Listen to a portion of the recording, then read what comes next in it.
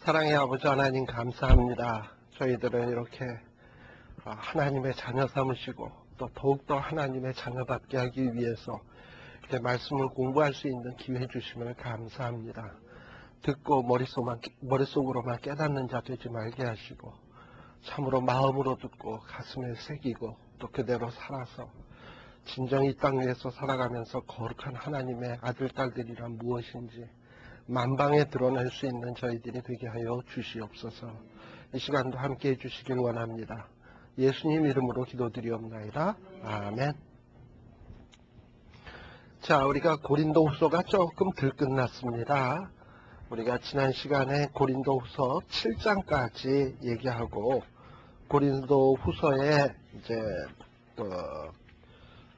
마지막 부분 거의에 이르렀는데 8장과 9장 그 다음에 그 나머지 부분들 조금 살피고 오늘 또 시간이 되면 갈라디아서까지 좀 한번 가볼까 지금 이렇게 생각을 하고 있습니다. 우리가 전에도 이미 말씀을 드렸습니다만 고린도 후서의 내용은 크게 한 3구분에서 볼 수 있다고 말씀을 드렸죠. 특별히 고린도 후서 1장에서부터 7장까지는 사도 바울이 이 고린도 교회가 많은 문제가 있었다는 것을 알고 안타까워했는데 이 고린도 교회의 문제가 다 해결되었다라는 소식을 듣고서는 너무 기뻐가지고 굉장히 기쁜 마음에 이 고린도 후서 편지를 쓰게 됩니다. 그러다 보니까 이렇게 감정이 복받치다 보니까 좀 두서없이 좀 말하는 듯하게 그래서 뭐 사도 바울의 어떤 이런 애틋한 마음 또 고린도 교회 사람들이 여러 가지 뭐 하나님의 징계도 좀 받았던 것 같은데 그런 사람들을 위해서 좀 위로하기 위해서 위로의 글이라든지 좀 이 얘기 저 얘기를 다양하게 하고 있는 게 1장에서부터 7장까지의 내용이고 그 다음에 두 번째 파트는 고린도후서 8장에서부터 9장까지의 부분인데 이 부분에는 주로 이 고린도 교회에게 부탁한 이 헌금 문제, 연보에 대한 문제에 대해서 사도 바울이 좀 이렇게 설명을 하고자 하는 부분입니다. 그리고 그 다음에 10장에서부터 13장까지는 특별히 이 고린도 교회 안에는 뭐 바울파, 게바파, 아볼로파 쭉 이렇게 여러 파가 있는데 바울파가 아닌 다른 사람들은 이 바울을 자꾸 깎아내리거든요. 그러니까 어떤 자기를 깎아내리는 거에 대해서 자기도 사도다. 나도 주님의 택함을 받은 사람이다. 라는 것을 강력하게 변호하는 내용이 그 마지막 부분을 차지하고 있습니다. 그래서 오늘은 그 두 번째 파트에 해당되는 이런 헌금 문제, 연보에 대한 문제, 특별히 8장과 9장에 나오는 부분인데 이 8, 9장에 나오는 부분은 고린도전서의 16장 있잖아요. 16장 말씀. 여러분들 이전에 내가 고린도후서 나눠드린 프린트가 아마 있었을 거예요. 거기에 보면 8페이지라고 되어 있는데 고린도후서 제가 지금 원래 있던 거에 보면 있어요. 예, 거기 보면은 그 고린도 후서에 대한 부분이 있을 거예요. 거기에 보면 고린도 이 후서는 특별히 고린도 후서 8, 9장은 고린도전서 16장하고 연결시켜서 보면 됩니다. 자, 특별히 그 16장 고린도전서 16장하고 연결을 시켜서 보고 또 여러분들 이미 알다시피 예루살렘 교회에 아주 큰 흉년이 들었던 것을 여러분들이 알고 있을 거예요. 그리고 큰 흉년이 들고 또 예루살렘 교회에 많은 핍박이 있었습니다. 또 옛날에 바울 되기 전에 스데반 집사를 뭐 쳐 죽이고 이러면서 많은 핍박이 있었잖아요. 그래서 많은 사람들이 굉장히 핍박, 그 다음에 가난, 그 다음에 가족 잊어버리고 그리고 뭐 가장들이 떠나버렸으면 집안의 여자들과 어린아이들인데 얼마나 살기가 어려웠겠어요. 그래서 이 예루살렘 교회 안에는 그냥 정말 경제적으로나 사는 데 있어서 어려움을 겪고 사는 사람들이 참 많이 있었습니다. 근데 이 사도 바울은 한 가지 늘 마음속에 아주 마음에 품고 있던 생각이 하나 있어요. 그게 뭐냐 하면 이 초대교회 때의 가장 큰 문제 중에 하나는 뭐냐면 분파예요. 이렇게 나눠지게 된 거. 특별히 유대인이면서 그리스도인 된 사람들, 또 이방인이면서 그리스도 된 사람들, 둘 다 그리스도인인데도 불구하고 이 둘 사이가 섞이는 것이 이렇게 하나 되는 게 쉽지 않았어요. 왜냐? 이 유대인들은 옛날서부터 전통적으로 이방인에 대해서 이방인은 개처럼 인간 이하로 자기네들은 택함 받은 거룩한 사람 이렇게 생각하는 게 너무 뿌리 깊게 있다 보니까 서로 그리스도인이 되었어도 이방인들과 같이 있는 것을 꺼려했어요. 심지어는 누구도 그랬냐 하면 사도 베드로도 그랬고 바나바도 그랬고 또 베드로와 같이 있는 그런 유대주의자면서 그리스도인들도 그랬어요. 그래서 여러분들 알다시피 이 베드로와 바나바가 이방인 그리스도인들과 함께 식사하고 있을 때 예루살렘 교회에서 파견된 어떤 사람들이 딱 오게 되니까 이 베드로가 그거 온다라는 소식을 듣고 슬그머니 일어나가지고 바나바랑 슬그머니 일어나가지고 나 이방인이랑 식사 안 했다 이런 척 하더라고 바깥으로 도망갔잖아. 근데 그것을 누가 알았냐면 사도 바울이 알게 되고 너가 어떻게 그럴 수가 있느냐 베드로를 심히 책망했던 적이 있습니다. 그만큼 베드로나 바나바조차도 이렇게 이방인들하고 섞이기를 꺼려했단 말이지. 그러니까 이 이방인 그리스도인들과 유대인 그리스도인들이 하나 되지 못하는 거, 이거에 대해서 사도 바울은 굉장히 안타깝게 생각하고 있었습니다. 그래서 어떻게 하면 이 둘을 하나 되게 할까? 이 둘을 하나 되게 할까? 이게 바울의 숙제였는데, 그래서 이 숙제를 어떻게 해결하기로 바울은 마음을 먹었냐면 예루살렘에 흉년이 딱 들었다고 하니까 때는 이때다.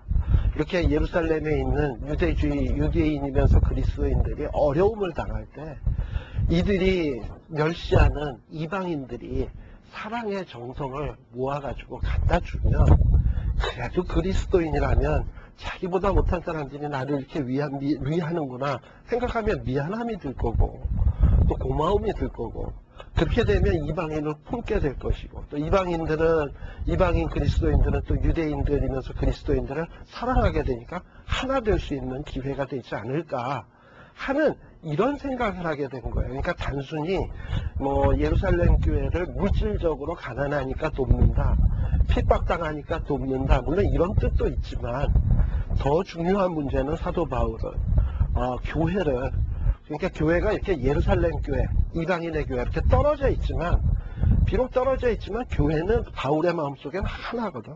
그리스도가 머리고 떨어져 있지만 이건 하나의 교회인데 어떻게 하면 이걸 하나 되게 할까 했을 때 서로 사랑을 주고받게 하면 하나 되지 않을까 하는 이런 마음에서 이 헌금에 대해서 고린도 교회에게 내가 갈 때 예루살렘 교회에 가져갈 헌금을 좀 준비해 다고 또 마게도니아에 있는 빌립보라든지 이런 사람들에게도 너희들 헌금을 좀 준비해 다고 이렇게 부탁을 했던 거예요. 그리고 또 선의의 경쟁도 시켰죠. 고린도 교회 사람들에게 마게도냐 사람들은 벌써 이만큼 준비했다. 내가 마게도냐 사람들에게 고린도 교회 사람들도 지금 열심히 헌금 운동하고 있다더라.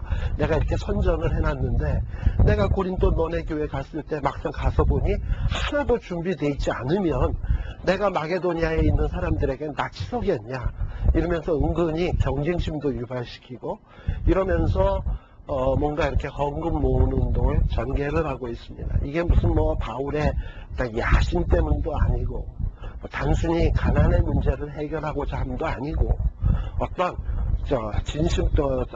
어떤 가장 핵심적인 부분을 말한다면 이 건강한 하나님의 교회, 주님의 교회를 만들고자 하는데 이 헌금의 뜻이 있었습니다. 그래서 따라서 오늘날 우리들이 헌금할 때에도 역시 그런 마음이 있어야 될 것 같아요. 내가 교회의 경제적인 한 부분을 책임진다. 물론 맞지. 그것도 굉장히 중요한 부분이죠. 그러나 우리는 그 이상을 떠나서 내가 이렇게 물질 속에 내 사랑을 담아서 헌금을 하는 것인데 그런 사랑이 교회 안에 어떤 보이지 않는 구석구석까지 이 사랑이 전달되어서 그 다음에 교회가 주님이 보실 때 건강하고 견실한 어떤 이런 교회로 성장하는 밑거름이 되게 쓰여졌으면 좋겠다라는 이런 마음으로 우리들이 헌금을 해야 된다는 거예요. 그래서 뭐 내가 뭐 공치사한다 이런 마음은 싹 다 접고, 그래서 사도 바울이 이런 뜻으로 지금 이 헌금에 대해서 이야기를 합니다. 자, 그럼 고린도 교회들은 어떻게 했는가 한번 또 봅시다.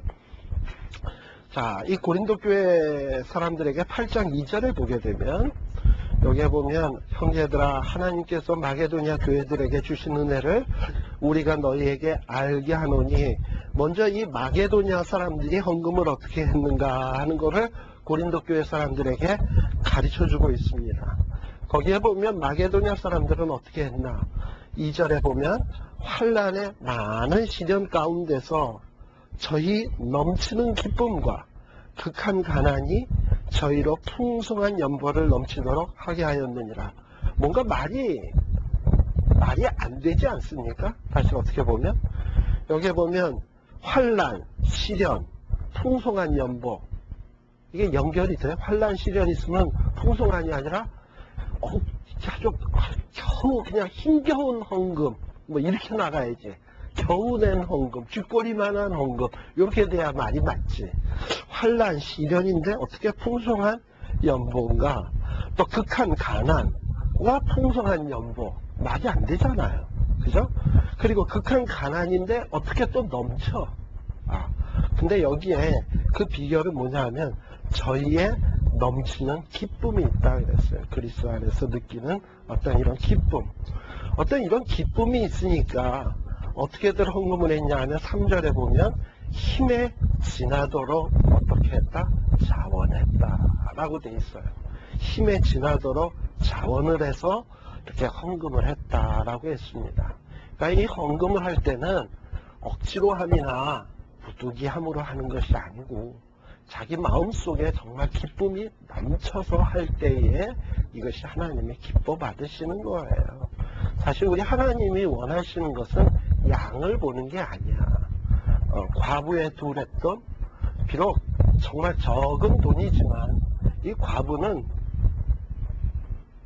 정말 주님을 사랑하고 주님의 은혜에 기쁜 마음을 가지고 자기의 있는 것을 힘에 지나도록 한 게 둘했돈이었어요. 바로 이런 걸 기뻐하시는 거예요.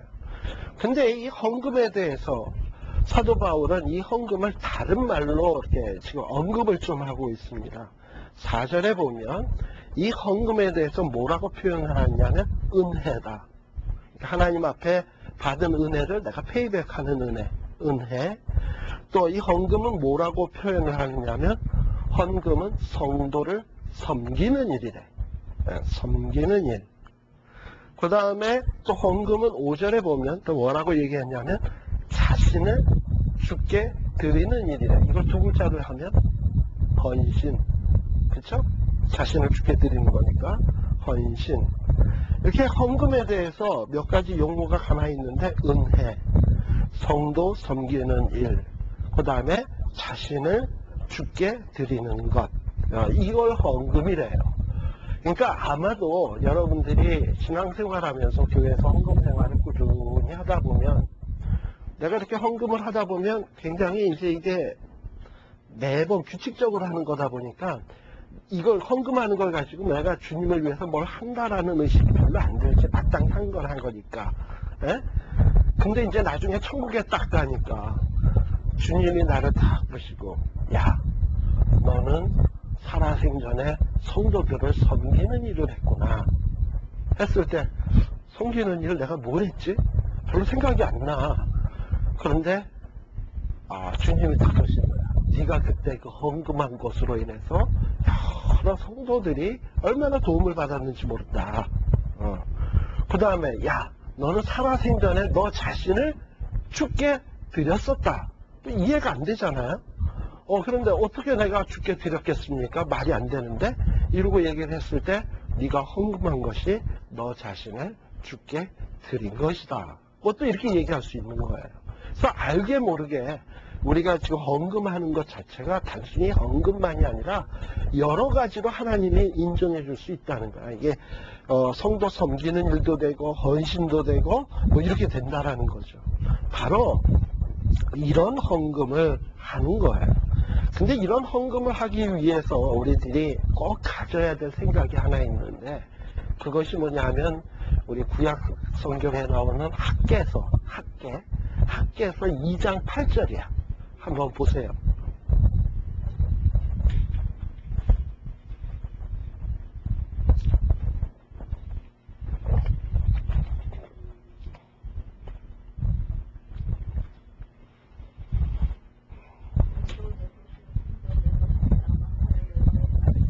네. 거기에 보면 모도, 은도, 또 모도, 금도. 그러니까 은도, 금도 모두 다 누구 것? 그러니까 헌금은 내 것을 주님께 드리는 게 아니고 원래 누구 것? 하나님 것을 그냥 하나님께 드리는 거예요. 그리고 하나님 것을 하나님한테 다 드리는 것도 아니야. 무슨 얘기인지 알겠어요? 근데 내가 갖고 있는 게 다 하나님 건데 그 중에서 일부를 드리는 거야. 아시겠어요?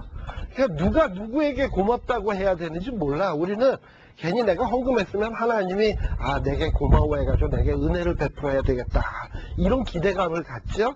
특별히 헌금을 많이 했을 때 하나님이 나한테 이제 헌금 많이 했으니까 최소한 내가 이렇게 한 1,000불을 했으면 하나님은 나한테 한 10,000불 정도 주시겠지. 이런 기대감을 갖는데, 사실은 고마워해야 될 것은 누구냐 하면, 내가 10,000불을 내야 될 걸 지금 1,000불만 내고 있는 거에 대해서 고맙게 9,000불 내가 쓰고 있는 거에 대해서, 하나님 걸 쓰고 있는 거에 대해서 고마워하고 감격해야 된다는 거예요. 그러니까 이 마음이 없으면 헌금 제대로 못해. 왜냐하면 내 걸 드린다 그러면 억지로나 부득이함이나 그런 마음으로 할 수밖에 없어. 그러나 어차피 하나님 건데 그 중에서 내가 다 달라야 그래도 줘야 될 판인데, 하나님이 다 달래는 게 아니잖아. 11조, 그 다음에 주정헌금, 기본적인 것들, 네가 나를 기억하는가 하는 거를 알기 위해서 요구하시는 것들만 내가 드리는 거잖아. 그럼 고맙지요.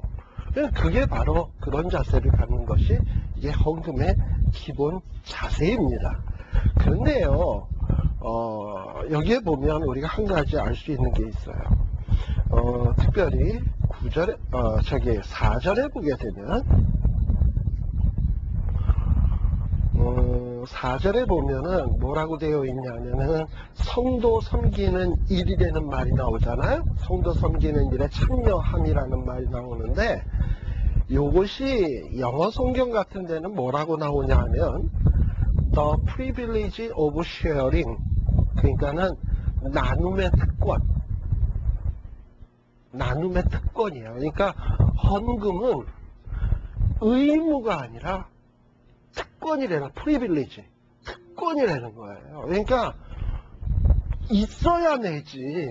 그러니까 있다는 거는 하나님이 복 주신 거고, 또 내는 것도 낼 수 있는 기쁨과 은혜가 있어야 되지.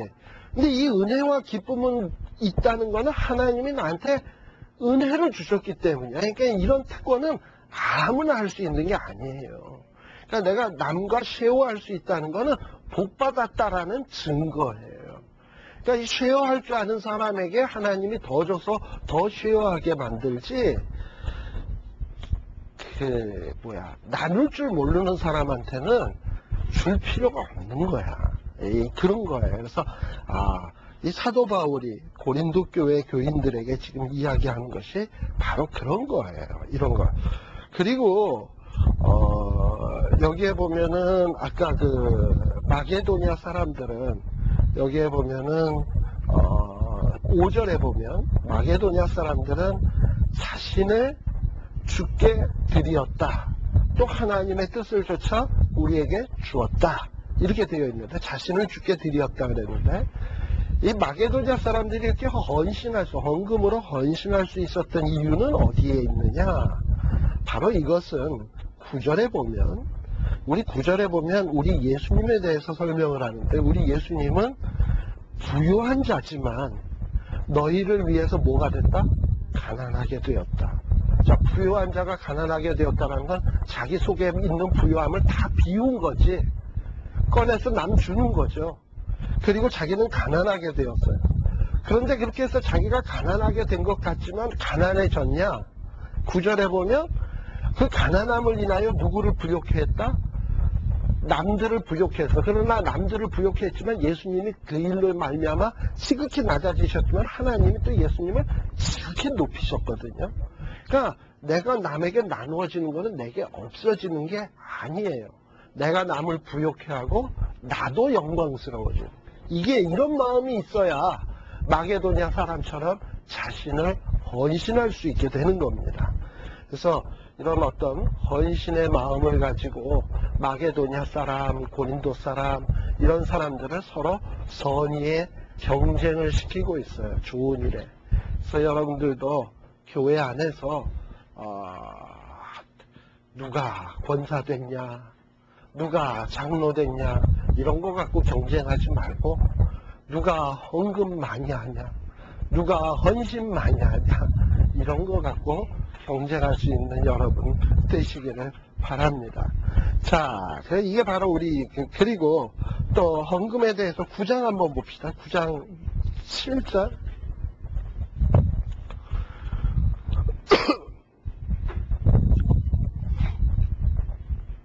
자, 여기 9장 6절부터 봅시다. 9장 6절에 보면 적게 심는 자는 어떻게 거두고? 적게 거두고, 많이 심는 자는 많이 거둔다 하는 말이로다.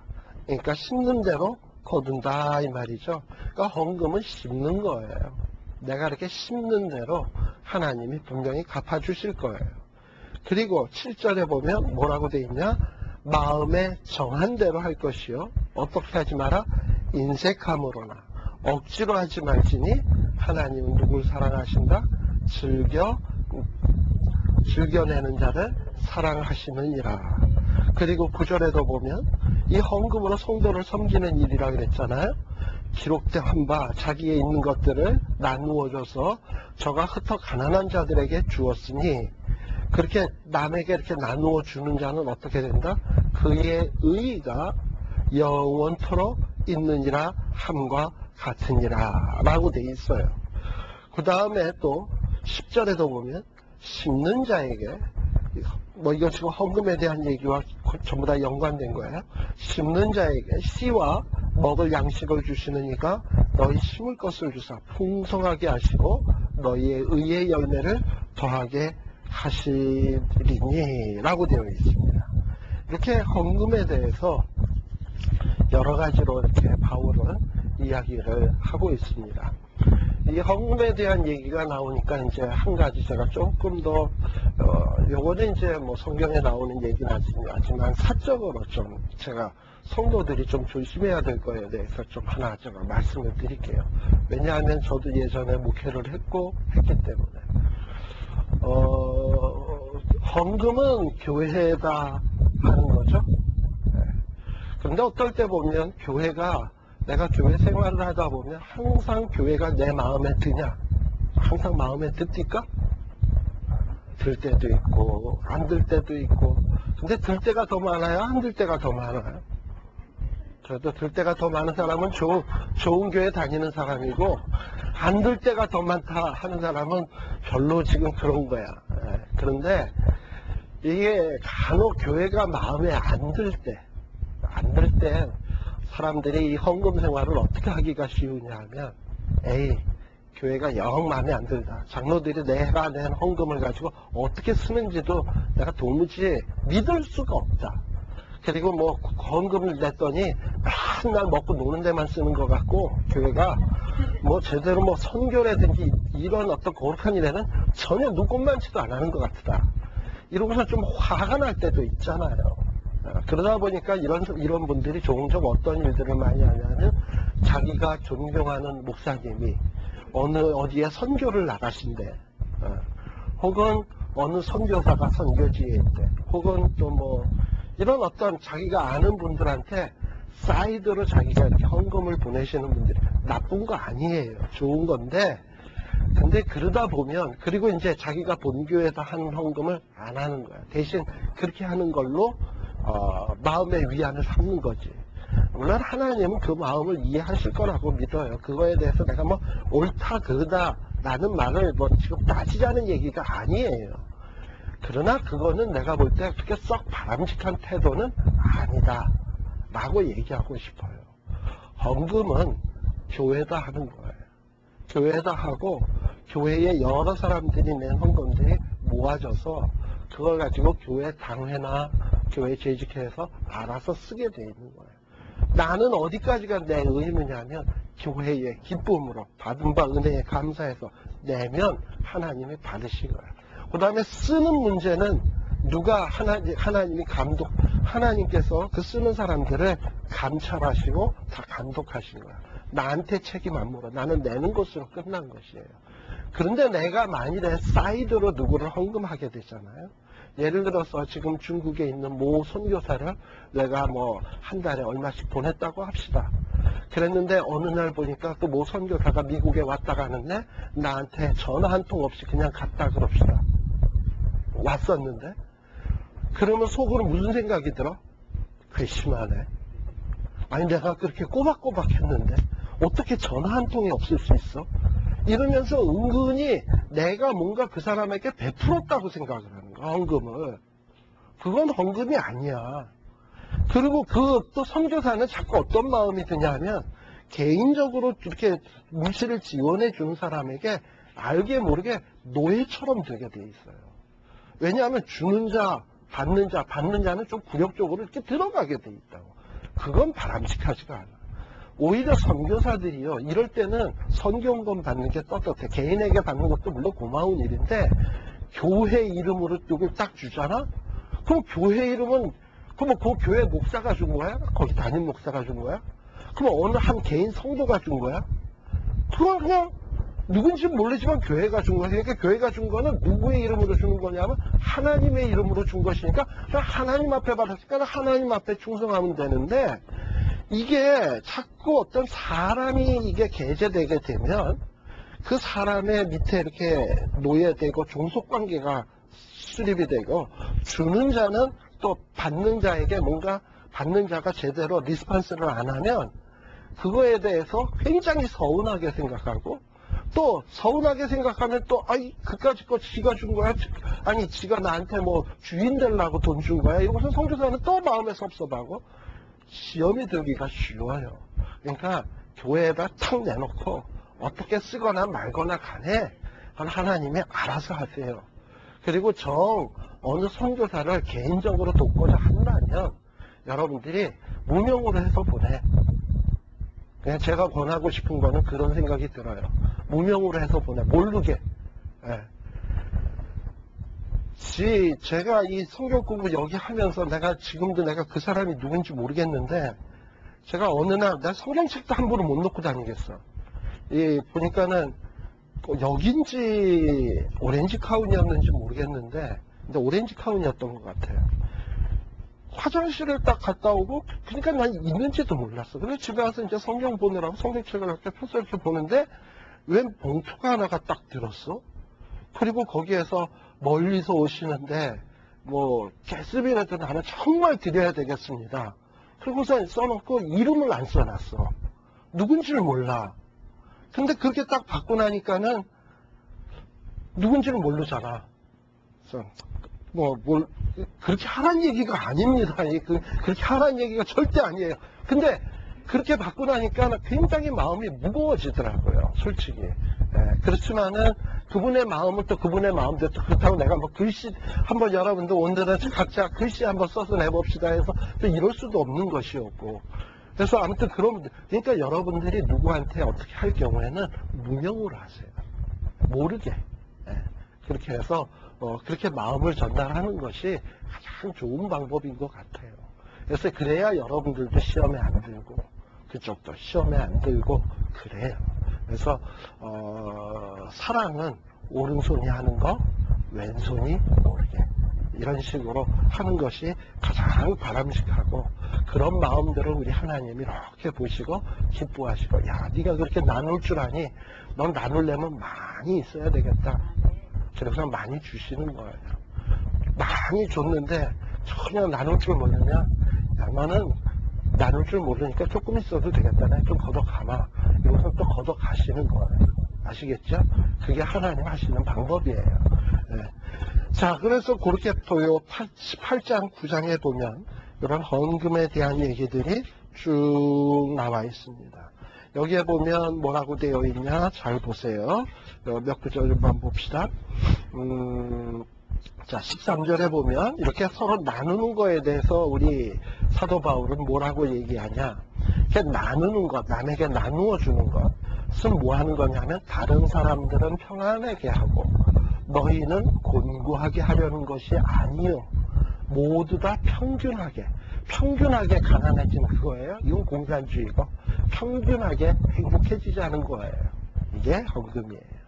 그 다음에 14절에도 보면 너희의 유효한 것으로 저희의 부족한 것을 보충함은 또 저희의 유효한 것으로 너희의 부족한 것을 보충하여 평균하게 하려 함이라 라고 되어 있습니다.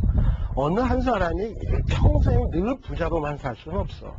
내가 부자로 살다가 어떨 때 가난해질 수도 있는 거고 가난하게 살다가 어느 날 쨍하고 했을 수도 있는 거야.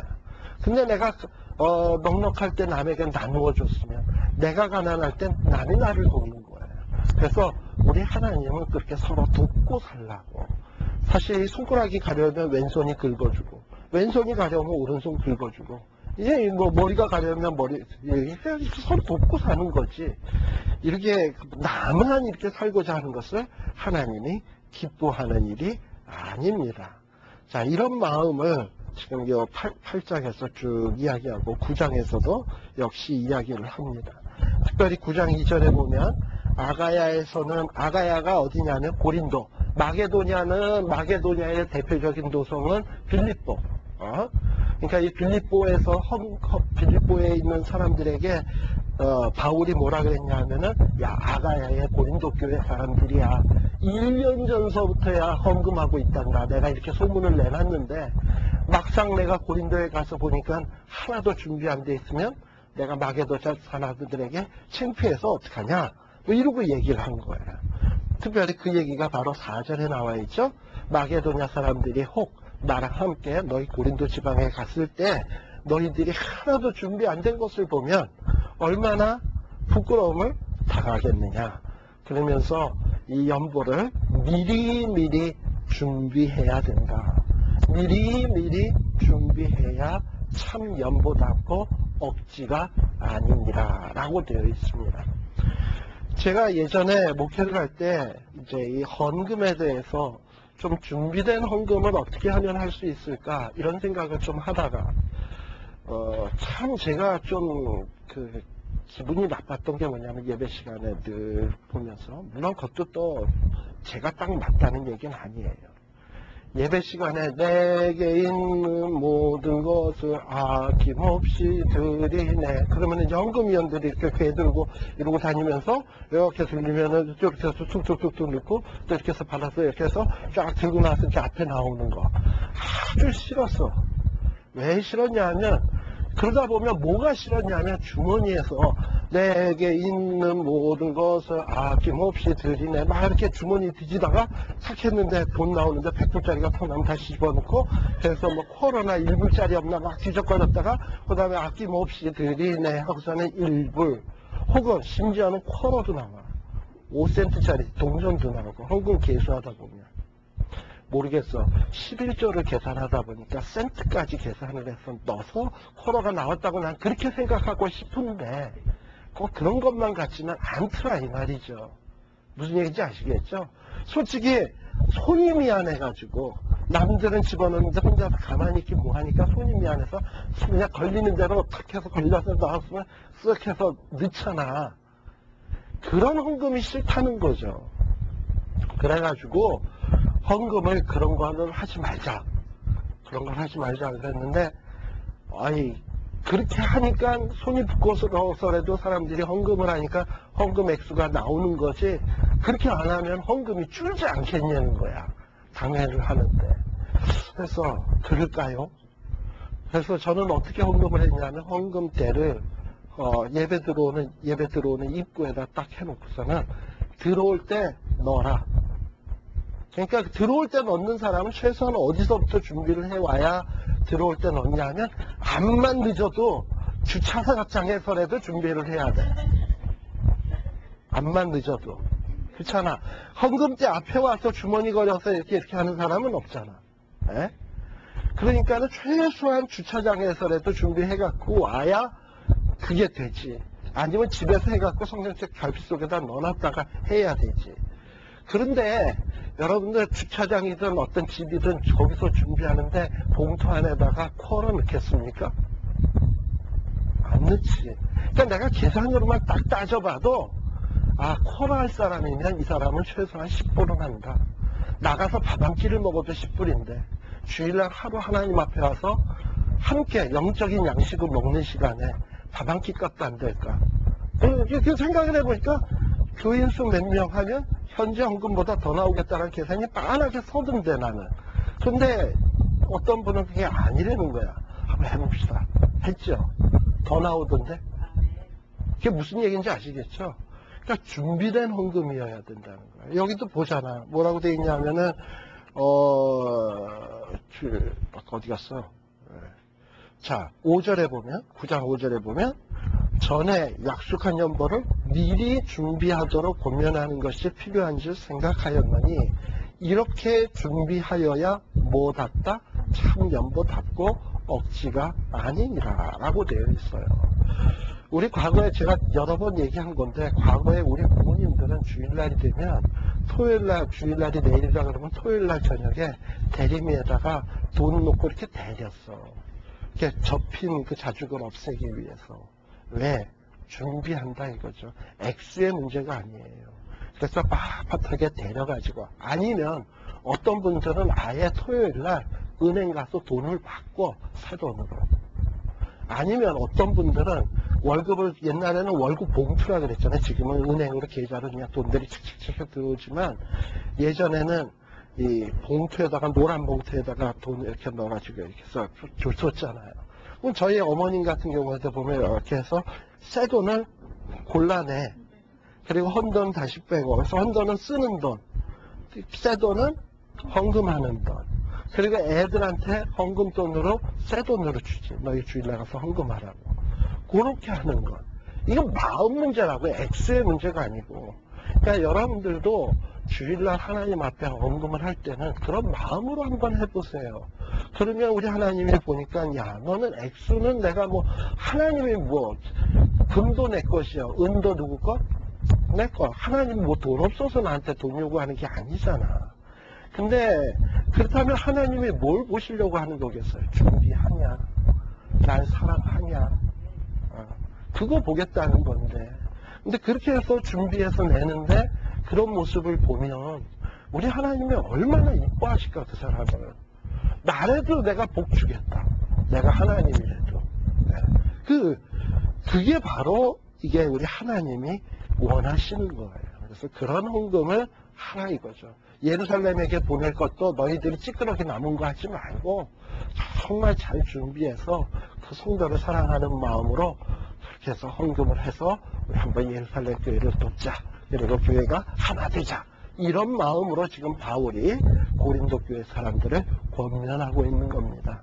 그래서 여러분들이 교회에서 이렇게 그 헌금 생활할 때도 이런 일을 가지고 여기에 보면 13절에 보면 이런 얘기도 나옵니다. 이 직무로 증거를 삼아 너희의 그리스도의 복음을 진실히 믿고 복종하는 것과 저희의 모든 사람을 섬기는 너희의 후한 연보로 인하여 뭘 한다? 하나님께 영광을 돌린다. 그러니까 우리 그 세례문답 받을 때 소요리 문답 제1조 1항에 보면 인간의 제일 되는 목적이 무엇이뇨? 그러면 하나님을 영화롭게 하고 영원토록 그를 즐거워하는 것입니다. 라고 얘기하잖아요. 하나님께 영광 돌리는 게 인간의 최고의 본분이에요. 근데 그 영광 돌리는 방법이 뭐냐? 헌금도 하나님 앞에 영광 돌리는 하나의 한 방법이라는 얘기예요. 그러니까는 그걸 기억하셔서 여러분들이 여러 가지 모양으로 하나님 앞에 영광 돌리는 그런 모습이 있어지기를 바랍니다. 제가 보통 그 축구 선수 가운데 우리 누구야? 박지성 말고 박주영이라고 있어요. 젊은 친구 하나 있는데 그 친구는 골만 넣었다 그러면 무릎에 옛날에 이영무 집사 같이 그냥 슬라이딩 칙 하면서 손 한번 탁 모으고 이렇게 기도 탁 해. 그러니까 걔는 그런 방법을 하나님 앞에 영광 돌리는 방법이에요. 그러니까 우리도 우리에게 주신 여러 가지 방법을 동원해서 저거 아마 카피 다 된 걸 거예요. 예. 그걸 통해서 우리가 하나님 앞에 어떤 이런 영광 돌리는 생활을 했으면 좋겠다라는 생각이 듭니다. 그 다음에 이제 10장서부터 13장까지의 내용인데, 자, 10장에 보면, 이제 사도 바울이 자기의 직에 대해서, 이제 변호하는 내용입니다. 특별히, 사도 바울에 대해서 이 고린도 교회에서 어떻게 이야기하는 사람이 있냐 하면은, 이 사도 바울은 키도 아마 작고, 그리고 사도 바울 이렇게 그림을 보니까 사도 바울은 대머리로 많이들 그려놨더라고요. 내가 언제 한번 슬라이드를 한번 보여줄 기회가 있었으면 좋겠는데, 사도 바울이 그 순교 전에 이렇게 장면 같은 걸 보면 머리가 대머리야. 완전히 대머리고, 그리고 키도 좀 작은 것 같고, 그래서 사도 바울이 나는 말에도 좋아하고 외모는 아볼로랑 비해서 별 볼 일 없고 뭐 이런 얘기를 하잖아요. 그러니까 뭐 볼 것도 없는 사람이. 그 다음에 사도 바울은 또 뭐가 있냐면 육체에 가시가 있다 그랬잖아요. 네, 육체의 가시. 그 육체의 가시가 흔히들 많은 사람이 얘기하기로 눈이 나쁜 게 아니냐. 그래서 바울이 심지어 혼자서 편지를 쓸 수 없어서 누가나 이런 사람들을 누가가 대필해주고 이랬다라고도 얘기도 하는데, 근데 또 사도 바울의 아주 극심한 질병 가운데 하나는 간질 아니겠나 라고 얘기하는 사람도 있어요. 간질병 아시죠? 갑자기 멀쩡하게 있다가 갑자기 거품을 막 부고 미친 사람처럼 떼굴떼굴 굴르는 병. 만일에 바울이 어디 가서 손수건만 대도 막 병이 막 나았잖아요. 그리고 막 기도만 하면 막 귀신이 쫓아나가고 막 능력의 역사들이 많이 나타났는데, 정작 본인은 자기의 육체의 가시로 인해서 하나님 앞에 3번씩이나 간구했는데 내 은혜가 내게 족하도다 하고서는 사도 바울은 병이 낫질 않았어. 네. 그리고 자기도 사람들 말하기 좋잖아. 여러분들 맨날 지금 뭐 어디 이제 아프면 병원에 가는데 의사가 헐걸 해가지고 헐렁헐렁 하면서 그 다음에 이러면서 어디가 아파요 이러면 그 사람한테 가서 치료받으러 갈 마음이 생겨요? 아니죠. 얼굴은 그냥 완전히 흑달인지 뭐 완전히 흰노랗든지 뭐 혈색은 그냥 뭐 엉망진창인 사람이 명이라 그래서 갔더니 영 지도 못 고치는 주제에 나를 고치겠다. 이 믿어지지가 않잖아. 그러니까 바울에 대해서 그런 얘기를 하는 거예요. 지 육체도 못 고치고 지도 한심한데 뭘 저런 게 무슨 신령하다고 이러고서 뭐라 그러는 사람이 있고, 또 바울에 대해서 뭐라고 얘기하냐면 아유 예전에 예수 믿는 자들에게는 원수 같은 사람이 지가 무슨 사도라고. 또 바울한테 쉽게 좋은 얘기가 뭐냐면 사도가 되려면 예수님이랑 최소한 3년 공생애를 같이 다니셨어야지. 근데 바울이 언제 그런 적이 있나. 그러니까는 이 사도 바울의 이 사도권에 대해서 늘 그냥 그걸 가지고 깐주발 씹는 사람들이 많이 있었습니다. 그래서 사도 바울이 이런 얘기를 해요. 뭐라 그러냐 하면 특별히 10절 사도 바울도 왜 하고 싶은 마음이 없겠습니까? 얼마나 욱하고 그런 사람이었겠어요. 예전에 예수 믿는 사람들에 대해서 욱해가지고 다메섹까지 쫓아다니던 사람인데, 근데 이런 사도 바울이 지금은 뭐라고 얘기하냐면 10장에 보게 되면 그리스도의 온유와 관용으로 친히 너희를 권한다라고 했어요. 항상 사도 바울은 그리스도의 온유와 관용의 마음, 이런 마음을 잊지 않았어요. 그리고 또 2절에 보게 되면 10장 2절 고린도후서 10장 2절에 보면 우리를 육체대로 행하는 자로 여기는 자들을 대하여 자들을 향하여 어떻게 했냐면 3절에 보면 육체에 있어 행하나 육체대로 싸우지 않는다.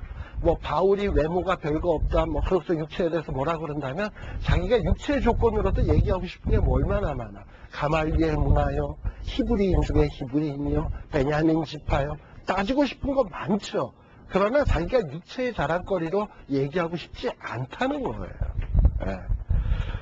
그리고 7절에 보면 이 고린도 교회 사람들 가운데 바울을 비판하는 사람들은 어떻게 보았냐면 10장 7절에 보면 너희는 뭐만 본다? 외모만 보는도다 라고 얘기를 했어요. 예. 외모만 보는도다. 그래서 외모만 보면서 뭐라고 얘기를 하냐면 10장 10절, 자, 사도 바울을 가만 보니까 저희의 말은 누구냐면 10장 10절 고린도후서, 이 고린도 교회에 있으면서 사도 바울을 비판하는 사람들의 말이 뭐라 그러냐면 그 편지들은 뭐냐면 사울이 썼던 편지들, 고린도 전서, 고린도 후서, 그리고 그 전에 눈물로 쓴 편지 같은 게 하나 더 있다 그랬죠. 이런 편지들은 편지 글로 볼 때는 글이 아주 중하고 아주 무게가 있고 그 다음에 힘이 있으나 아주 그러니까 바울이 편지는 아주 명필로 잘 쓴 것 같아, 설득력이. 예? 그런데 10절에 보니까는 그 몸으로 대할 때는 어떻다? 약하고 눈도 나쁘지, 간혹 갑자기 개거품을 물고 떼굴떼굴 굴르지. 뭐 아주 그냥 병이 많은 사람이니까 바울은. 그리고 말이 시원치 않다. 말을 그렇게 좀 글보다 못한 것 같아요. 근데 이것은 제가 볼 때는 바울이 실제 말을 못해서라기보다는 그거는 아볼로가 워낙에 말을 잘하다 보니까 여러분들 비교가 되면 말만 잘하는 사람들도 더 잘하는 사람이 있으면 이거 잘하는 걸로 안 보여. 제가 얼굴이 잘생겼지만 만일에 여기에 장동건하고 같이 있다. 그래도 좀 비슷하게. 근데 전혀 안 잘생겨 보이잖아. 왜 그러냐? 워낙에 잘생긴 사람이 있으면. 그러니까 여러분들도 잘 이쁘게 보이려면 여러분보다 못한 사람하고 있을 때 사진을 찍거나 그러셔야 돼. 예. 그러니까 이게 아볼로가 워낙에 고린도 교회에 같이 사역을 많이 하다 보니까 아볼로에 길들여져 있는 사람들이 아볼로의 그 수사학 논리학, 저기 알렉산드리아 지역의 첨단 학문으로 무장된 사람이 스피치하던 얘기만 듣다가 바울이 와서 눈도 나쁜 사람이 글 펴놓고 원고 읽듯이 설교를 하는 게 성에 차냐고. 그러니까 글은 잘 쓰고 힘이 있는 것 같은데 만나보니까 뭐 영 시원치 않고 뭐 별볼 일 없다. 이 얘기가 고린도후서 10장 10절이에요. 이러고서는 사도 바울에 대해서 이렇게 깎아내린 사람들이 이렇게 있었어요. 그러나 사도 바울이 그런 자기에 대해서 자기는 육체로서 자기가 얘기하지 않겠다라고 이야기를 하고 있는 겁니다. 자, 그런데 사도 바울은 그럼 뭘로 접근을 하냐? 끝까지 14절. 우리에게 너희에게 미치지 못한 자로서 스스로 지나쳐 나아간 것이 아니요 뭐로? 그리스도의 복음으로 너희에게까지 이룬 것이라. 그래서 사도 바울이 증거하고자 한 것은 오직 그리스도의 복음이었습니다. 이미 제가 고린도 전후서를 얘기하면서 항상 그 얘기를 했죠. 고린도 교회를 목회하기 바로 직전에 있었던 장소가 아테네였다고. 네? 사도행전에 보면 아테네에 있을 때 그 아레오바고 광장에서 사도 바울이 거기에 보면 에피구레오, 에피쿠로스 학파, 스토이고, 성경에는 스토이고로 나오는데 스토아 학파, 철학자들하고 그 아레오바고 그 광장에서 철학적인 논쟁을 했다 그랬어요. 그럴 때 사도 바울이 아주 철학적으로 설교를 했고 시인들의 얘기까지 동원을 해서 설교를 했어요. 그런데 아테네에서 결국은 회개하고 돌아온 사람이 몇이냐면 몇 없었어. 그러니까 자기가 뭔가 철학적으로 얘기하고 논리적으로 얘기하면 많은 사람이 돌아올 줄로 생각을 했는데 아니었거든. 그리고서는 이제 고린도에 와서 결심하게 된 것이 뭐냐면 나는 이제는 어떤 이 육체적으로 말 잘하는 거, 학문적인 거 이런 거 얘기하지 않고 오직 그리스도의 십자가와 보혈, 부활만 증거하겠다고 결심을 했어요. 그리고선 고린도 교회에서 그렇게 목회를 했더니 고린도 교회가 부흥하고 발전했고, 그리고 고린도 교회가 후일에 사도 바울을 아주 돕는 교회로 잘 성장을 했단 말이지. 그러니까 우리가 교회에 그 교회 성장의 비결이 어디 있나? 나 곰곰이 저도 많이 생각을 해요. 제가 지금 델리에서 출석하는 교회가 여러분이 아실런지 모르지만 에브리데이 철치 에브리데이라고 있어요. 지금 교회 개척된 지 9년, 평생 9년이지만 제가 다니기 시작한 건 한 5년 됐거든요. 제가 5년 전만 하더라도 내가 나갔을 때 교인 숫자가 몇 명이냐면 주일 출석 예배가 한 300여 명? 그 정도밖에 안 됐어요. 제가 처음에 나갔을 때가. 그랬는데 지금 한 5년쯤 이렇게 지냈는데 지금은 몇 명이냐? 거의 3,000명. 불과 몇 년 사이에 3,000명. 자, 그러면 3,000명이면 그러면 그 3,000명이 된 비결이 어디 있겠나? 난 이제 그 생각을 하게 되는 거지. 그러면 담임 목사님이 빵빵한가 보다 이렇게 생각을 할 거 아니에요? 이 담임 목사님은 어떤 분이냐? 한국에서 외국어 대학 다녔고, 거기서 공부 열심히 한 것 같지 않아? 들리는 소문에 의하면 외국어 대학에 있을 때 무슨 강변가요제 이런 거 나간다고 맨날 기차 치고 띵까띵까 이거 다니고 이랬다고 얘기 들었어요. 아직도 좀 유명했던 분 같아. 그 다음에 그분이 한국에서 교회는 영락교회를 다니셨는데 완전히 썬데이 처치맨 있죠. 주일날 하루 낮 예배 딱 한번 갖다 땡 하면 가는 거.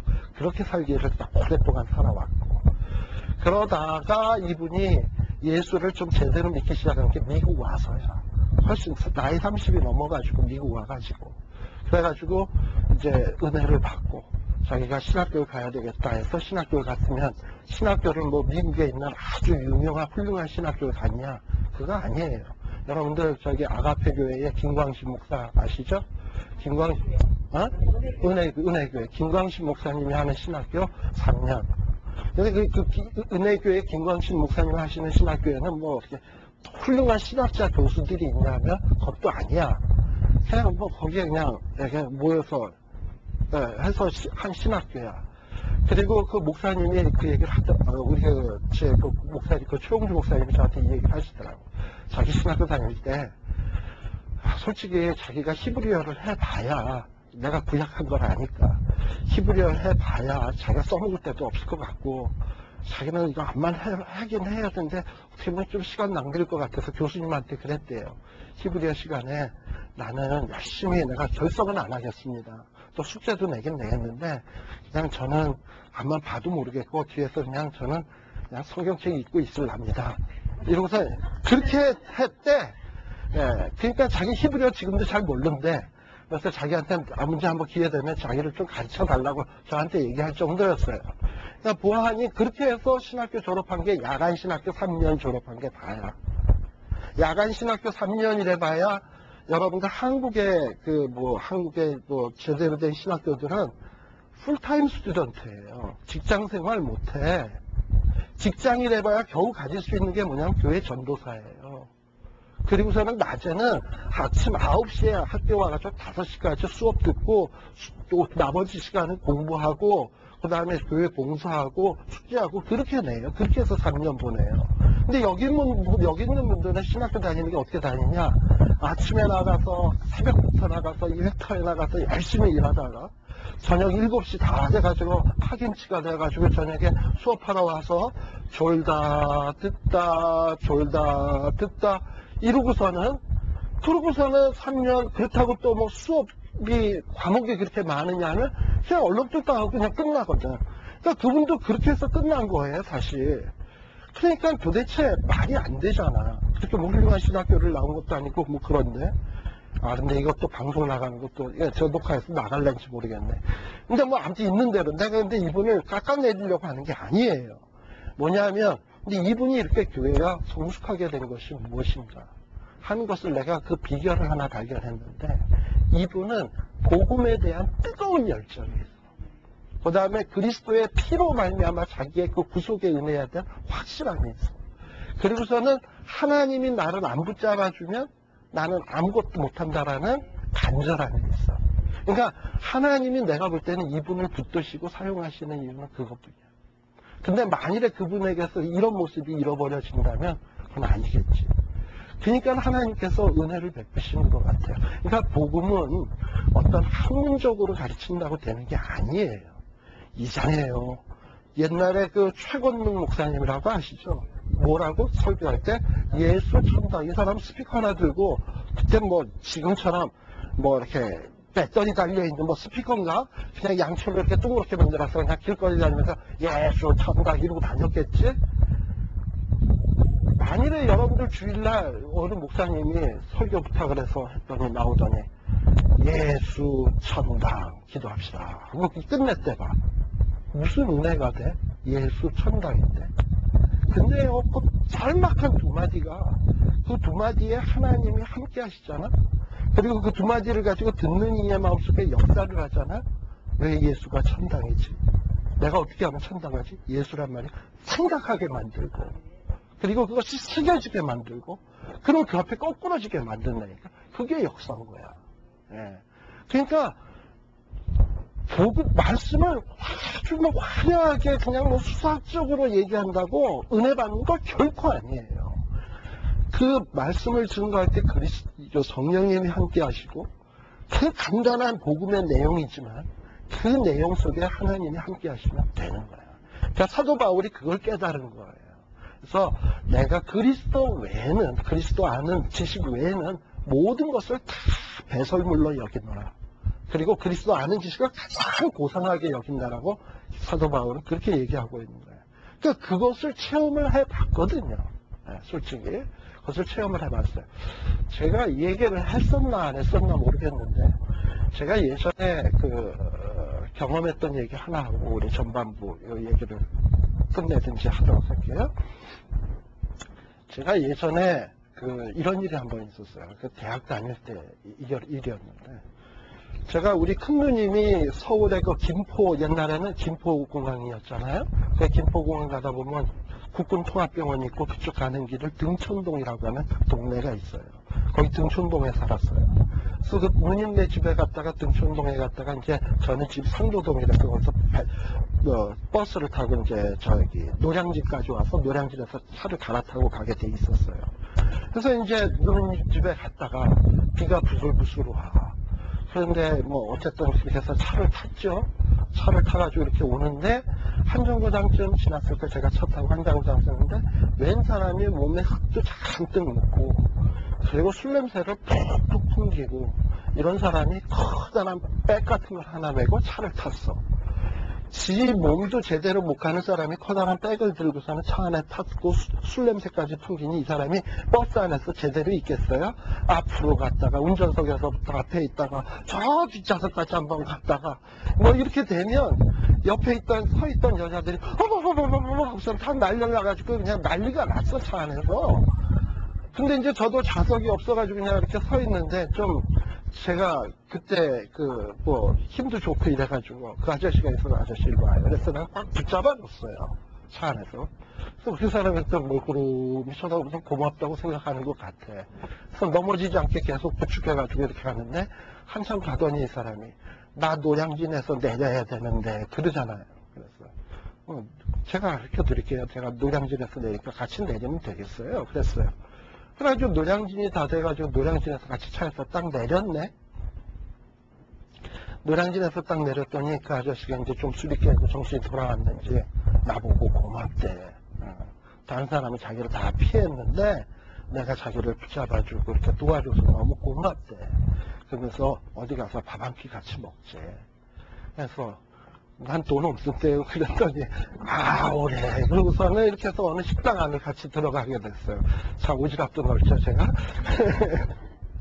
근데 들어갔더니 그 아저씨가 한숨을 푹 내쉬더니 참 살고 싶은 마음이 안 생긴대요. 근데 이제 자초지종 얘기를 하는데 이분이 어떤 분이었냐면은 옛날에 그 중동붐이 일어나가지고 사람들이 중동에 일하러들 많이 갔잖아요. 그래서 이 사람이 중동 노무자로 일하러 갔던 사람이에요.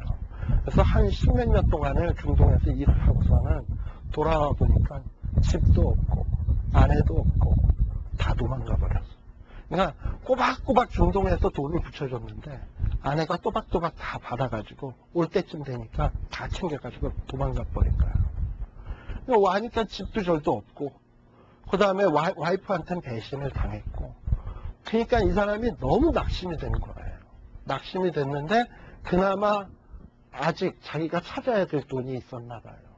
그래가지고 이제 그 돈을 찾아가지고 그것을 자기 그 백, 아까 들고 있던 백 안에다가 가득 현찰로 넣어가지고 그거를 가지고 오는 중이었는데, 돈이 가방 안에 들어있으면 기뻐야 되잖아. 근데 이 사람은 하나도 안 기뻤던 거예요. 그런데 그러다가 저랑 어떻게 이렇게 우연히 만나게 된 거예요. 그러면서 나한테 난 무슨 농담하는 줄 알았어요. 가방을 톡 보여주더니 이 안에 뭐 들었게 그러더라고요. 그걸 제가 어떻게 알지요? 내가 그랬더니 한번 보래 했더니 진짜 무슨 뭐 영화에 나오는 것처럼 뭐 지폐가 이렇게 다 가득 이렇게 들어있는 거 있잖아요. 그렇게 들어있더라고. 아저씨 날 못 믿고 이걸 보여줘요. 그랬더니 당신은 나 믿는데. 보여주더라고. 그러면서 그 사람이 눈물을 뚝뚝뚝 흘리면서 자기가 살 맛이 안 난다는 거야. 상황이 이렇기 때문에.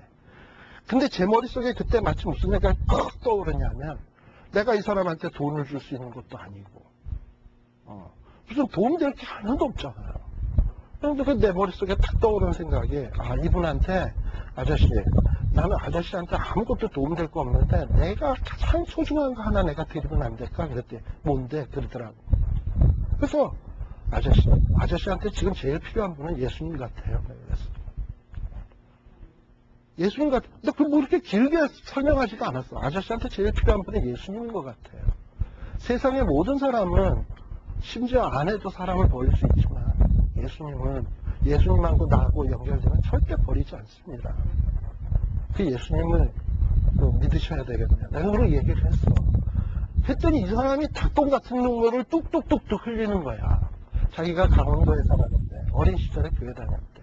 그랬는데 잊고 살았다는 거야. 예수님에 대해서. 근데 당신이 나를 그걸 일깨워줬다는 거죠. 내가 그런 경험을 탁 하면서 내가 무슨 생각이 들었냐면, 내가 뭔 얘기했다고. 아저씨한테 제일 필요한 분이 예수님 같아요. 그게 무슨 설교야 그게? 그렇지만 그게요, 그분하고 만났을 때 내가 그분의 얘기를 가만히 듣다 보니까 하나님이 내 마음속에 주신 게 뭐냐면, 이분이 예수님이 필요하겠다 라는 마음을 주셨고, 그리고 나는 그 예수님이 무엇보다도 가장 귀한 것은 예수 그리스도 아닙니까? 그 예수 그리스도에 대해서 소개해야 되겠다라는 마음이 생기고, 소개했더니 성령님이 그 안에서 역사를 하시더라니까. 그러더니 그분의 눈에 눈물이 흐르게 하시고 옛날이 생각나게 하시고, 그러고서 뭐라 그러냐면 자기가 이 돈을 이제 어떻게 써야 될지 알았대. 그래서 자기가 고향에 돌아가면 거기에다가 내가 해야 될 일이 있을 것 같으대. 그래서 아저씨, 그럼 이제부터 정말 주 안에서 열심히 사세요. 그래서 빠이하고 헤어졌던 적이 있어요. 그래서 제가 보기에는 굉장히 잊을 수 없는 경험 중에 하나였어요. 그러니까 하나님이 이렇게 그 만남을 허락하시는 게 참 범상치가 않더라고요. 그런데 지극히 간단하고 단순한 말이지만 내가 전하는 그 복음의 중요성을 내가 알고, 또 그 내가 전하는 그 복음에 대해서 주님께서 함께 하셔야 된다는 것을 내가 알면, 그리고 주님이 도와주시면 거기에서 능력이 생기는 것이지, 내가 공부 많이 해서 말 다듬고 많이 해서 해봐야 어떻게 보면 정말 그 주님이 함께 하시는 소리 나는 고리에 울리는 꽹과리예요. 네. 그러니까 그런 거를 아마 나는 제가 볼 때는 바울이 철저하게 느낀 것 같아요. 자기는 베냐민 지파요, 히브리인 중에 히브리인이요, 바리새인 중에 바리새인이요, 육체로 자랑하고자 하면 할 게 너무 많지. 그러나 겪어보니까 그런 것들 다 배설물이더라. 예수 그리스도 아는 지식이 최고로다. 이거를 하는 것을 절실하게 느꼈던 거예요. 그래서 사도 바울이 누가 자기를 비난을 해도 자기는 그래, 넌 나는 죄인 중에 괴수인데, 사도 중에 가장 못한다는데, 만물의 찢기와 같은데 욕하려면 욕해라. 나도 육체대로 나를 따지진 않겠다. 내게 있어서 가장 중요한 건 복음이다. 그래서 그냥 이 복음을 열심히 증거한 거예요. 그랬더니 하나님의 놀라운 역사들이 나타나게 된 거죠. 사도 바울이 얼마나 담대하게 이야기하는가 보세요. 여기에 보면 사도 바울이 이런 얘기를 합니다. 자, 11장 5절 보세요. 11장 5절 보면 사도 바울이 이런 얘기를 합니다. 내가 지극히 큰 사도들보다 뭐가 없다? 조금도 없는 줄 생각하노라. 그러니까 이 얘기는 지극히 큰 사도라 그러면 누가 있겠습니까? 베드로, 야고보, 뭐 최소한 이쯤 되겠죠? 그들과 견주어도 은사 면에 있어서 나 꿀릴 거 하나도 없다. 뭐 여러 가지 면에 있어서 꿀릴 거 하나도 없다. 지극히 아주 대단한 자부심이죠. 이렇게 했어요. 그러나 자기가 솔직히 인정하는 건 있어. 6절에 보니까 내가 비록 말에는 뭐하나? 초라하나. 말은 내가 좀 못해. 그러나 지식에는 어떻다? 절대 그렇지 않다. 그리고 이것을 모든 사람 가운데서 모든 일로 너희에게 나타내었었노라. 그러니까 자기가 절대 모자라는 게 없다는 거예요. 그리고 또 보세요. 또 12장에 보시게 11장 13절서부터 쭉 나오는데 거기에 보면은 사도 바울을 자꾸 깎아내리는 사람들이 있거든요. 말도 못하는 게, 얼굴도 못생긴 게, 몸도 약한 게, 이러고 깎아내리면서 바울이 전하는 거는 거짓이다 이러고 얘기하는 사람에게 13절부터 보면 그게 바울을 깎아내리고 막 교회 안에 파당을 일으키는 사람들을 향해서 저희들은 뭐다? 거짓 사도요, 괴율의 역군이요, 그리고 자기를 그리스도의 사도로 가장하는 자들이라. 그리고 사단도 자기를 광명한 천사로 가장하나니 사단의 일꾼들도 자기를 의의 일꾼으로 가장하는 것이 또한 큰 일이 아니니라 라고 얘기하고 있어요. 여러분들 교회의 지도자 가운데서 가장 중요한 건 뭐냐 하면 영혼을 사랑하는 거예요. 그 영혼을 자기의 이익거리로 삼기 위해서, 이익거리, 그러니까 자기의 타당을 조성하는 사람들 있잖아. 그러니까 교회 안에서 자기를 지지하는 사람들의 모임을 만들고 그걸 기반으로 해서 자기의 권위를 세우려고 하는 자들이 있다면 그건 가짜야. 진짜 주님의 목자는 양들이 있으면 양들을 위해서 자기가 죽을 줄 알아야 돼. 이게 진짜 종이야. 양들을 이용해서 자기를 세우려고 하는 자는 가짜야. 아시겠어요? 양들 때문에 자기가 죽어지고 필요하면 자기가 쫓겨날 수 있으면 그게 진짜야. 아시겠어요? 근데 사도 바울을 밀어내야 자기네들의 권위가 쓰니까 팔을 만들어서 바울을 깎아내리는 거는 그 영혼들을 사랑하는 게 아니라 자기들을 사랑하는 거예요. 괴율의 역군, 거짓 사도, 그리스도의 사도로 가장하는 자들이라고 했어요. 이런 자들이 성도 앞에서는 굉장히 거룩한 채도합니다. 그런데 사도 바울은 뭐라고도 얘기하냐? 사단도 광명한 천사로 가장한다 그랬어요. 목회자들 가운데도 가짜 많아요. 그럴 수 있어요. 그리고 이 사람들은 자기네들이 과거에 이런 자들 가운데는 어떤 자들이 많으냐 하면 내가 이따가 갈라디아서 할 때도 얘기를 하겠습니다만 이런 자들 가운데는 어떤 자들이 많으냐 하면 과거 유대인이면서 예수 믿었던 자들, 특히 과거 유대인 시절 때 예수님하고 접촉이 있었던 사람들, 예수님의 공생애를 함께 했다든지 이런 사람들. 그래서 바울의 아킬레스건을 건드리는 거지. 바울아, 너는 예수랑 언제 같이 다녀본 적이 있느냐? 너는 오히려 예수를 핍박한 자들이었지. 그러니까 넌 사도 될 자격 없고 우리는 예수님의 공생애를 눈으로 받고 체험했고 밥도 먹고 잠도 같이 잤다. 그러니 우리가 진짜 사도다. 이러는 자들이에요. 그런데 이러다 보니까 바울을 자꾸 이렇게 깎아내리잖아요. 그러니까 바울이 성질이 났지. 그래서 뭐라고 얘기를 하냐 하면은 22절에 보면 저희가 히브리인이냐? 잘난 체 하는 사람, 바울을 깎아내리는 사람들에게 저희가 히브리인이냐? 나도 히브리인이다. 저희가 이스라엘인이냐? 나도 그렇다. 저희가 아브라함의 씨냐? 나도 그렇다. 저희가 그리스도의 일꾼이냐? 미친 소리 하는 거다. 정신 나간 말을 하거니와 저들이 그리스도의 일꾼이라면 나야말로 진짜 그리스도의 일꾼이다 라고 얘기하고 있어요. 왜 자기는 그리스도의 일꾼이냐? 저들은 그리스도의 일꾼이라는 이름을 이용해서 어떤 세력을 규합해서 자기를 세우려고 하지만 사도 바울은 그리스도의 일꾼이면서 그리스도를 위해서 뭘 하냐? 고난받는 자리로 가거든. 여기 보세요. 왜 사도 바울이 자기가 그리스도의 일꾼이라고 자처하느냐 하면 23절부터 보면 나는 더욱 그러하도다. 왜 내가 그리스도의 일꾼으로 더욱 그러하냐? 나는 수고를 넘치도록 했고, 그럼 상 받았냐? 옥에 갇혔다. 수고했더니 수고했다고 칭찬받은 게 아니라 옥에 갇혔고, 더 많이 하고 매도 맞고 죽을 뻔하고, 유대인들에게 40에 하나 감한매 5번이나 맞았고, 3번 태장으로 맞고, 1번 돌로 맞고, 3번 파손하는데 일주일 기쁨에서 지났으면 쭉 나와요. 사도 바울이 이렇게 살았다는 거예요.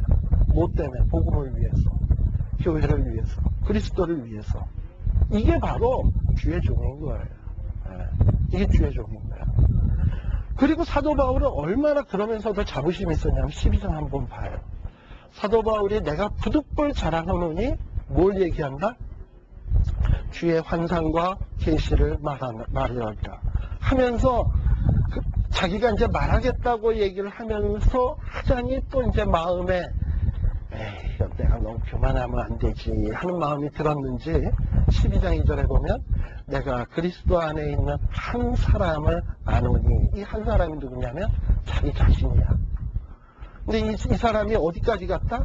14년 전에 셋째 하늘에 이끌려간 자라.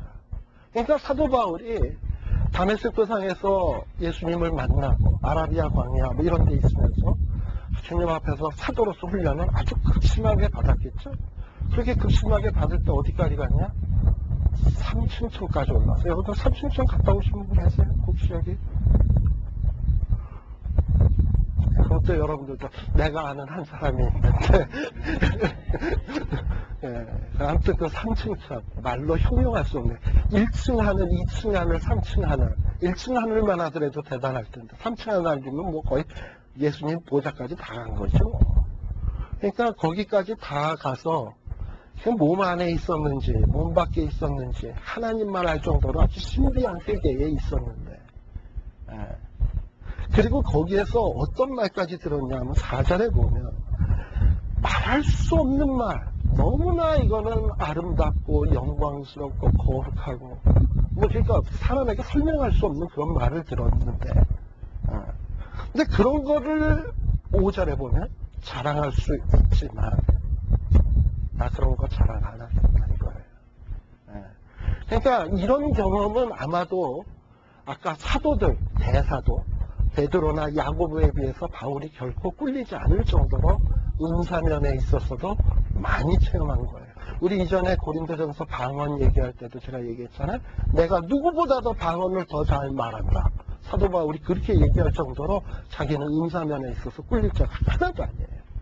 그런데 뭐 책도 아닌 것들이 사돈네 아님네 하는 걸 보면 얼마나 꼴 같지 않았겠어요. 그죠? 네. 그런데 그런 자들에게 자기의 이런 은사 자랑하지 않았어요. 네. 그리고 사도 바울은 또 뭘 또 알았냐 하면 7절에 보면 내가 여러 계시 받은 것이 뭐함으로 지극히 큼으로 하나님이 뭘 하셨다? 육체의 가시를 주셨다.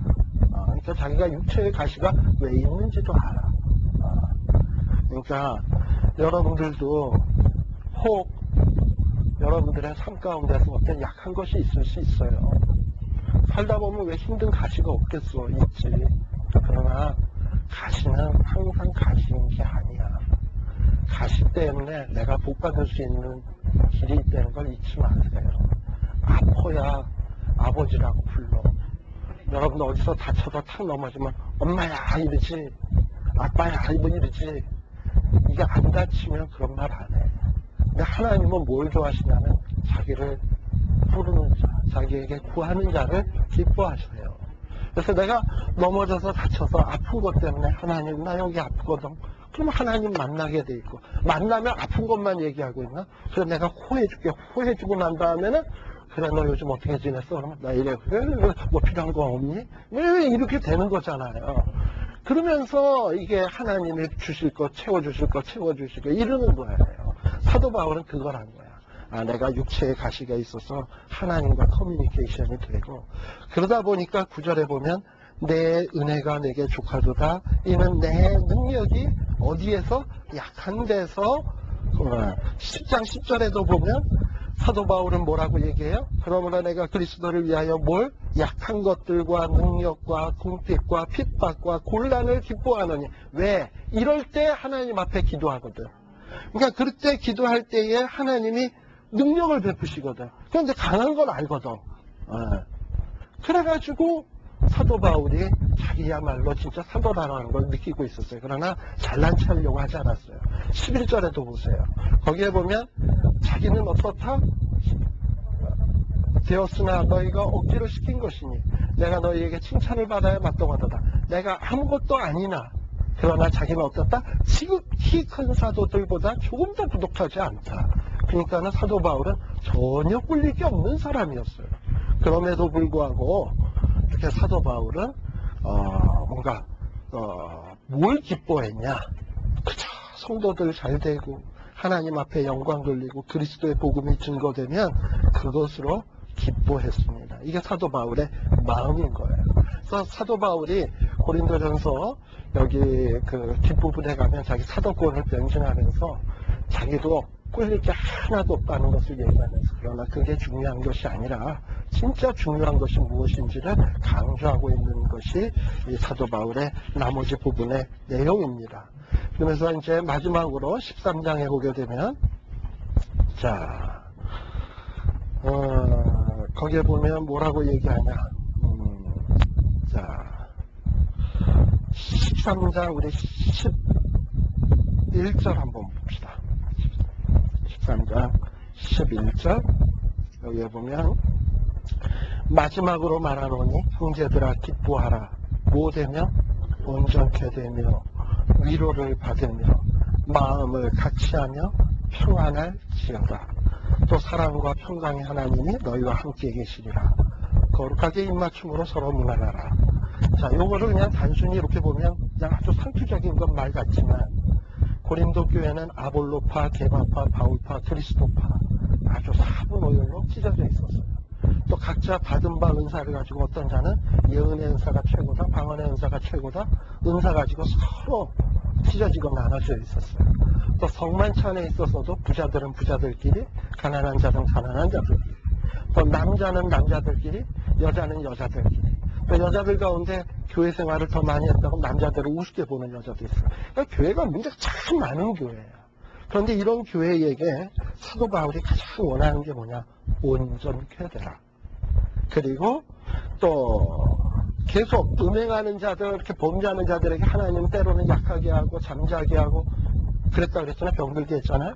그래서 아주 근심 가운데 있었던 적도 있다 그랬잖아요. 그런 자들에겐 위로를 받아라. 마음이 나누어진 자들은 어떻게 해라? 마음을 같이 해라. 그리고 평안하라. 한축적으로 다 들어있는 말이야, 이 안에. 그래서 정말 교회가 건실한 모양으로 성숙되었으면 좋겠다라고 이렇게 인사를 하면서 마지막 13장 13절에 나오는 말씀, 여러분들 이 말 모르는 분은 하나도 없을 거예요. 주 예수 그리스도의 은혜와 하나님의 사랑과 성령의 교통하심이 너희 무리와 함께 있을지어다. 어디서 많이 들어본 듯한 얘기겠죠. 축도할 때, 축도할 때 하는 얘기예요. 우리는 이 축도를 하게 되면 이런 생각을 하는 분들이 참 많아요. 예배 끝났다. 이제 마지막에 예배 끝남을 선포하는 말로 생각하는 경우들이 있어요. 천만의 말씀. 이 축도는 너무 귀한 거예요. 이 안에 다 있어. 예수 그리스도의 은혜, 하나님의 사랑, 성령님의 교통. 이것만 있으면 세상에 어떤 거 없어도 다 살아. 이게 중요한 거거든요. 근데 이거에 대한 중요성을 모르는 사람이 있어요. 난 그런 사람 봤어. 제가 옛날에 부목 시절에 보면 부목하고 뭐 이랬을 때 보면 뒤에서 교회 안내위원이랑 같이 이렇게 뒤에 있거든요. 근데 축도 이렇게 이제 딱 하게 되면 이제 목사님의 마지막에서 기도합시다. 이제 머리를 다 숙이잖아. 이렇게 축도를 하면 어떤 사람은 슬그머니 일어나서 그때 가방 챙겨갖고 나가. 네. 왜 나가나, 저 양반이. 그러고서는 보니까 알고 보니까 식당에 가서 제1번으로 줄 서서 밥 먹어. 무슨 얘기인지 알죠? 축도 끝나고 가면 사람들이 우 내려가게 되면 밥줄이 길어지거든. 그러니까 그 축도 생략하고서는 내려가서 밥 먹겠다고 내려가는 경우가 있어요. 참 어리석은 거고 바보예요. 정말 목사님이 하는 말씀, 그건 목사님이 축복하는 게 아니야. 이건 성경에 나온 것이고, 사도 바울의 기도였고, 대대손손 우리 신앙의 선배들이 교회를 사랑하는 자들이 교회를 향하여 축복할 때의 기도의 내용이었어요. 그 기도의 내용들을 오늘날의 목사님들이 여러분들의 예배 끝날 때 또 하는 거예요. 하나님은 이 기도를 받으시길 기뻐하시고 이대로 축복하시기를 원하세요. 그래서 이런 축복이 여러분들에게 있어질 때 정말 귀한 거예요. 그래서 여러분들이 마지막에 이제 내일 교회 가셔서 예배 보실 때 목사님 축도하실 때 긴장감을 가지고 하나님, 나 진짜 하나님의 은혜가 필요하거든요. 그리스도의 은혜가 필요하거든요. 하나님의 사랑이 필요하거든요. 성령님의 교통하심이 필요하거든요. 정말 이게 있게 하여 주시옵소서 하고서는 친절한 마음으로 축도를 받으세요. 그러면 그런 축복이 여러분들에게 차곡차곡 가정에 쌓이고 여러분의 심령에 쌓이고 여러분의 교회에 쌓이실 때 그게 복된 사람 되는 거예요. 그래서 이렇게 해서 좀 뭐 부족하나마 이게 뭐 학문적으로 얘기하는 게 그렇게 중요한 것 같지는 않아요. 내가 볼 때는 이렇게 해서 고린도 전후서 대단원에 막이 내려졌습니다. 아무튼 오늘날의 모든 교회의 문제는 아마도 오늘날의 교회의 문제도 고린도 교회 이 고린도 전후서를 보면 그 안에 다 있어요. 그래서 오늘날의 교회의 문제들을 보면서 여러분들이 고린도 전후서를 이렇게 읽으시면서 우리 교회의 문제는 뭡니까? 이 일을 위해서 내가 무엇을 해야 될까? 특별히 잊지 말아야 될 것은 고린도전서 13장에 보면 12장 제일 끝부분에 보면 너희는 제일 큰 은사를 사모하라. 그 다음에 13장 1절에 사랑은 사랑장이잖아요. 그러면서 여러분들이 교회를 위해서 무엇을 할 것인가 할 때 은사를 사모할 때 주님께서 하신 말씀 너희들 제일 큰 은사를 사모하라 하면서 주님 내가 교회를 사랑하고 하나님을 사랑하고 내 이웃을 사랑하는 이런 아름다운 은사를 내게 주십시오. 그리고 이거를 가지고 교회 안에서 교회를 온전하고 건강하고 이런 교회 되게 해달라고 그런 하나의 도구가 되게 해달라고 하나님 앞에 기도하십시오. 그러면 하나님이 딱 보시고 그래 네가 제일 귀한 것을 구하는구나. 그러면 뭐가 되겠습니까? 먼저 그의 나라와 그의 의를 구하라. 그리하면 모든 것을 더하여 주시오. 그러니까 모든 것을 얻으려면 하나님 나 돈 필요하거든 이거 전에 하나님 나 사랑하게 해주시고 의를 행하게 해주시고 이렇게 기도하시면 나머지 그냥 와. 그게 비결이에요. 그래서 정말 이 시대에 아름다운 교회를 만들어가는 일에 아주 주춧돌이 되시는 여러분들이 되시기를 바랍니다. 요거 잠시 쉬었다가요. 다음 시간에는 갈라디아서 우리 서론적인 얘기밖에 못하겠네요. 오늘은. 그렇게 하겠습니다.